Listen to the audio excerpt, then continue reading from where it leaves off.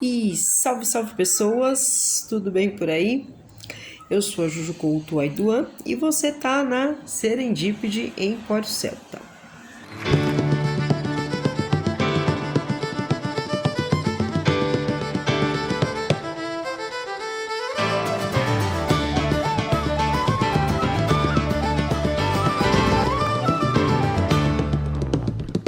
Então, antes de começar o vídeo, como sempre, vou pedir o quê? Se inscreve aqui no canal, dá o toque aí no sininho, ajusta as configurações para você receber todas as notificações aqui do canal.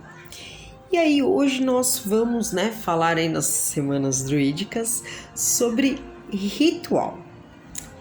E de novo, eu vou quebrar a expectativa de vocês, porque eu não vou falar sobre a ritualística da roda do ano ou dos festivais celtas. A gente vai entender um pouco mais aí do que é um ritual. E para começar, então, eu trouxe aqui do nosso grande amigo pai dos burros, o grande dicionário Michaelis, a definição de ritual. Vamos a ela. Ritual é o conjunto de gestos, palavras ou formalidades, geralmente imbuídos de um símbolo ou de um valor simbólico, cuja performance pode ou não ser prescrita e codificada por uma religião ou ainda uma tradição da comunidade. Gostei dessa questão de trazer o significado do dicionário, porque ele vai trazendo alguns elementos que é interessante para a gente analisar, tá? Então, primeiro é o conjunto de gestos, palavras e formalidades. Porque um ritual, ele não precisa estar necessariamente, como ele diz aqui, imbuído, prescrito ou codificado por uma religião, desde que ele seja imbuído de um valor simbólico. O que é estar imbuído de um valor simbólico?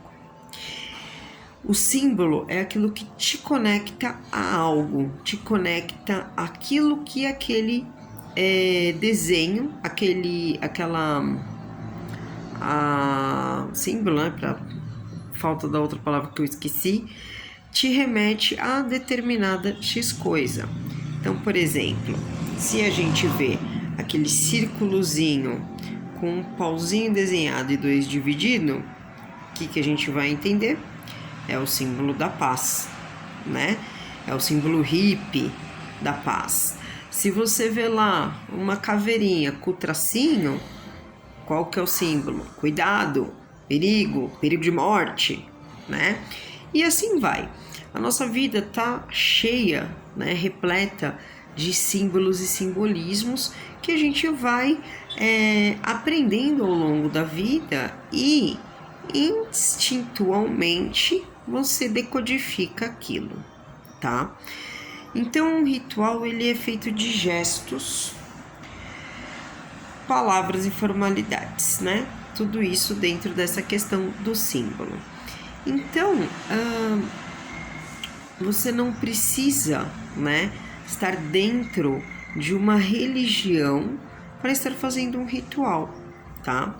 Por exemplo, o casamento ou batismo, né? Qualquer que seja a sua religião, ele é um ritual. Hoje, a nossa sociedade, né, tá assim, muito aquém do que você tinha alguns anos atrás, com ritos de passagem, né? Mesmo a nossa sociedade moderna, né? Pode parecer uma coisa hoje, para quem defende a questão de feminismo e tal, não vou entrar nessa questão, vou entrar estritamente no símbolo, né? Estritamente no rito. Mas você tinha antigamente o que com as meninas, né? Com 15 anos, você tinha o debutante, a debutante, né? Você tinha ela sendo apresentada à sociedade, né? Como uma mulher maior, né? Como uma mulher, ou pelo menos atingindo a sua maturidade, né? Ou o começo da maturidade feminina. Isso é um rito de passagem, né?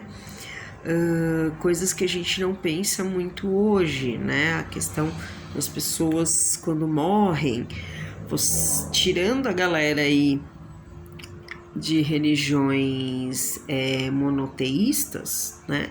Que você tem lá o velório, você tem aquela coisa do reconhecer o corpo, de trocar o corpo no velório, né? E aí sim, dentro do velório, às vezes tem alguém lá falando algumas palavras, né? Geralmente na nossa sociedade cristã, um padre, mas tirando a questão religiosa, né? Pegando só na questão do desenlace, né? O que é o velório? O velório tem duas funções, né? A primeira, civil, porque era comum, né? Acho que isso vem da Europa, inclusive, porque era comum que a pessoa ter catalepsia ou narcolepsia, que é um tipo de catatonismo, um tipo de doença. A primeira é a catalepsia, então a pessoa fica cataléptica. O que é isso? Ela parece morta, mas ela não está morta, ela está catatônica. Mas às vezes baixava tanto o batimento cardíaco que as pessoas achavam que estava morta e enterrava. Aí ia descobrir anos depois num exame que a pessoa estava viva porque o caixão estava todo arranhado. Mesma coisa acontecia com a narcolepsia. Narcolepsia é você dorme, né? E a pessoa do nada cai dormindo, assim. Era uma coisa meio aterradora. Imagina, até hoje deve ser aterradora presenciar um treco desse. E aconteceu mais ou menos a mesma coisa. O batimento, né? O organismo entra em choque, então ele, tipo, baixa o ritmo, mas assim, baixa quase zero. E claro, né? Aquela época, a gente tá falando aí 70 anos atrás, 80 anos atrás, você não tinha as definições médicas que você tem hoje, os avanços médicos que você tem hoje. Ah, tá morto, enterra. Aí, depois, a mesma coisa. Anos mais tarde eu descobri que o coitado lá estava vivo. Então, antigamente até, acho que os velórios eram de 3 dias. Porque servia para duas funções, como eu disse. A primeira é a civil / polícia, né, criminal, para saber se a pessoa realmente não tá viva. E a outra é da parte comunitária, né, que hoje, pegou um ônibus aqui, desceu ali, tipo, rapidinho, né? Pegou um avião lá do outro lado do planeta, em menos de 24 horas você tá aqui por uma fatalidade. E antigamente não, né? Demorava 3, 4 dias para você ir de uma cidade para outra.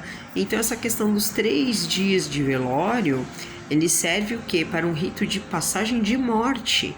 Não pro coitado do morto, que já tá lá no outro mundo, né? Seja lá qual for a crença dele, já aconteceu, mas para os que ficaram, né?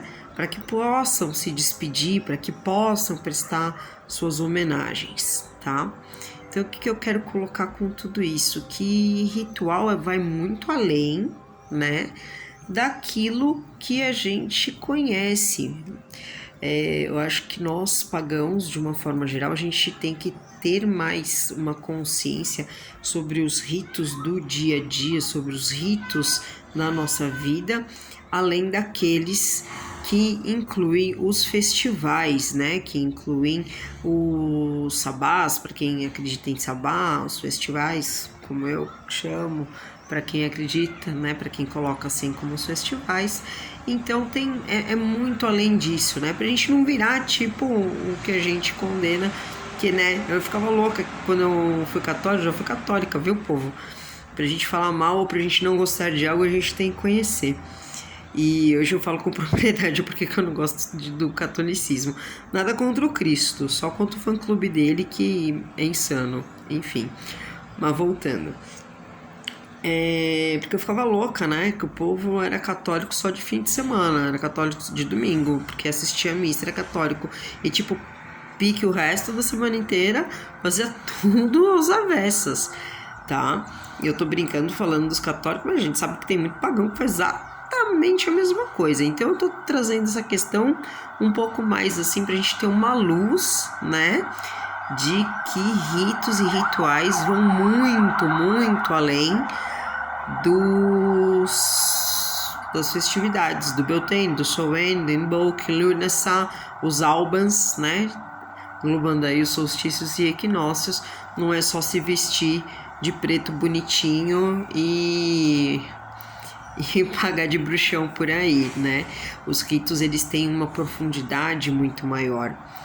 Quer ver uma coisa? A gente tem ritos que a gente não imagina que sejam ritos, tá? Pensa na sua rotina. Qual é a sua rotina? Você faz todo dia a mesma coisa? Se sim, qual é essa coisa?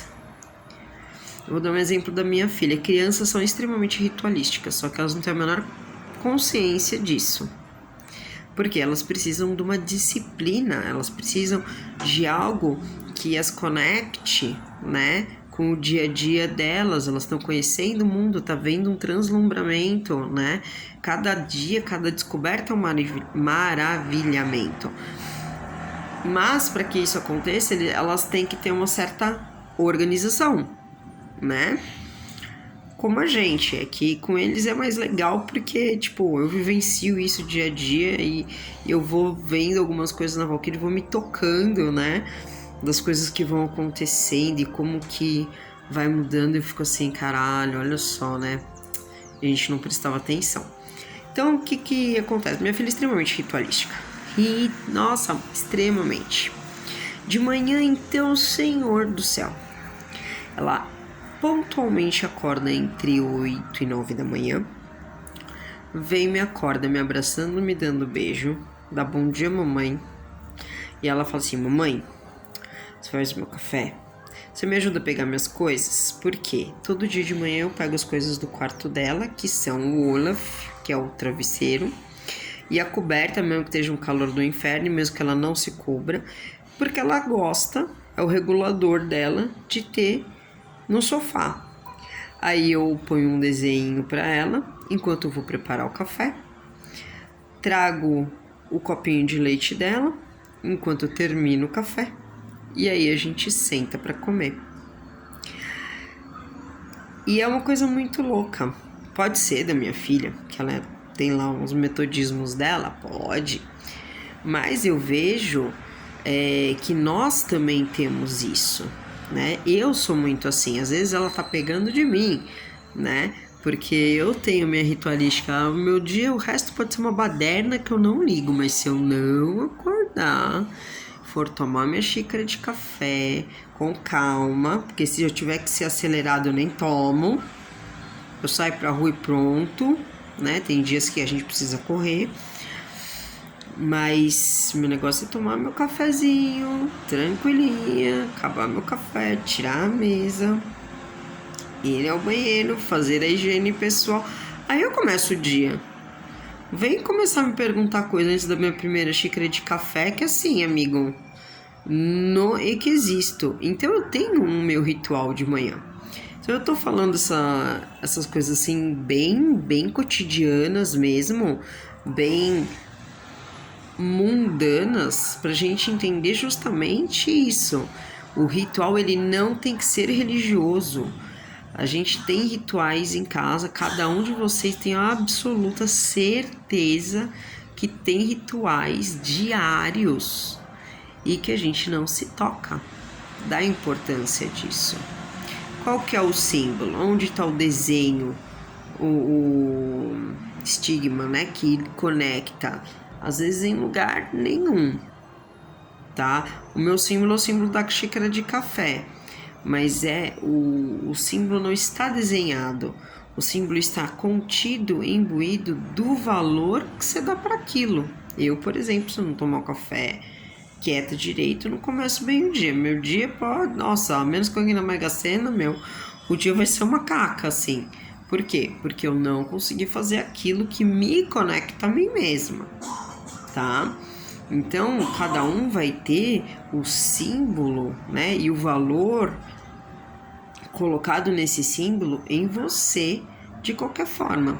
Outra coisa que eu faço diariamente, às vezes com mais intensidade, menos intensidade, falar que eu vejo todo dia e vou lá para os meus altares falar com a galera, mentira, não faço, entendeu? Mas eu tenho a cruz de Brígide na minha porta e eu tenho o quadro de Brígide sobre a minha cama. Então, o meu símbolo do dia a dia com os deuses é com Brígide. Porque mesmo que eu não fale nada, a hora que eu acordo eu olho. Ou se eu acordo muito louco, tenho que fazer N mil X coisas, que eu nem olho pra cima da minha cama, que eu já tiro a roupa, me troco, escovo o dente e saio. A hora que eu fecho a porta de casa, tem a cruz de Brígide. Então eu já dou aquela conectada, aquela mãe protege, oi, bom dia. Não é nada muito longo, muito extensivo, é algo muito sensorial, é muito primal, instintivo. Por quê? Porque a imagem, a cruz são coisas que me ligam diretamente a Brígide, a Senhora, e por extensão a toda a comunidade celta, a toda a comunidade, a todo o panteão, né, celto-irlandês, que é o que eu sigo. Por mais extensão ainda ao meu clã, né, porque nós estamos juntos, né, mesmo que não um do lado do outro, ainda mais com essa porra de pandemia que nunca acaba. Eu já tô de saco na lua, entende? Então ele vai me ligando a várias esferas, tá? Isso é assim para todo mundo? Não, isso é assim pra Juju, porque o ritual da Juju pessoal é esse. O símbolo que conecta a Juju com o divino é esse. Tem outros? Tem vários outros, né? As pessoas que me conhecem mais falam, pô, mas e Morgan? Morgan fica no meu quarto da macumba, que fica fechado. Então tem dia que eu saio tão louca que eu nem abri ele, entendeu? Outra coisa, que é meu ritual matutino. Por que eu falo que de manhã? Porque de manhã é o único lugar, o único tempo no meu dia que é certo, que eu tô em casa, que eu vou tomar café, entendeu? E se eu tiver que sair, que nem amanhã eu vou ter que sair cedo, pra resolver NX coisa em cartório. Eu já tô me programando. Eu vou acordar meia hora mais cedo do que eu tenho que fazer, porque eu vou tomar meu café, entendeu? Outra coisa que eu ia falar também relativo amanhã é o que? Eu sempre passo café para minha preta velha, que é a dona Benê. Então sempre que eu passo café novo, eu ponho uma xicarazinha para ela. Se for quinta-feira, mesmo que eu ainda não tenha tomado os banhos do voodoo, mas eu ponho sempre um pouco de café para Papalegba, porque depois, em algum momento daquela quinta-feira, eu vou cultuar ele, mas tá ali, tá fresquinho, né? Já custa nada servir o véio e a véia, né? Então esse é um ritual que eu tenho também. Vem de algum lugar, aprendi de algum lugar? Não, coisa minha, né? Coisa minha que me conecta e que me faz bem e que me faz sentir os deuses presentes, né? E que me faz sentir o espiritual. Ah, Juju, tem rituais só ligados ao outro mundo? Não, né? Pode ter alguém que precise, né? Que nem eu falo muito do café da manhã, ter toda a questão do café da manhã só para se conectar com você, né? Sabe aquela coisa de fazer download da alma? O corpo levantou, senta para tomar café, mas tá fazendo download da alma. E a hora que você termina o café, o seu download está completo. Isso é um ritual, né? Que não tem nada de religioso, né? Como a gente viu aqui, que pode ser ou não codificado e traduzido como parte de uma religião. Então não precisa, tá? Mas por que é interessante a gente saber isso e ter essas noções como pagãos? Porque pro resto do mundo, o que é, o que não é ritual? A galera não tá nem aí, né? Não sabe nem que porra é essa. E se sabe, não dá trela, né? Não tem importância. Para nós, pagãos, druidas, enfim, seja lá quem tá assistindo aí, é importante para que você reconheça os seus padrões, para que você reconheça os seus símbolos, porque para você o divino existe, para você o outro mundo existe. E através dessas pequenas coisas cotidianas, você vai sentindo as divindades perto de você. Inclusive, vai vendo com quais divindades você tem ou não afinidade através dos seus ritmos. Que é uma coisa que eu tô batendo aí na tecla já tem um tempo, né? Vão atrás dos seus ritmos para entender lá fora. tem que entender aqui dentro. Não é só trabalhar com a sombra, não. Isso aí é uma parte do todo. Mas você tem que entender quais são os seus ritmos. Esse é o principal. Tá bom, galera? Acho que era isso que eu tinha para passar hoje. Daqui a 2 encontros eu vou fazer o sorteio da jogada de Owen. Portanto, lembre-se, tá? De marcar no Instagram, que vai aparecer aqui, no Facebook, se inscreve no canal, marque 3 amigos e, se você for sorteado, você ganha, claro, a jogada de Owen, mas se algum dos amigos que você marcou também estiver inscrito nesse canal e curtiu ali o Instagram e o Facebook, a pessoa também ganha. Valeu, pessoas? Então, beijos, Islã, até semana que vem.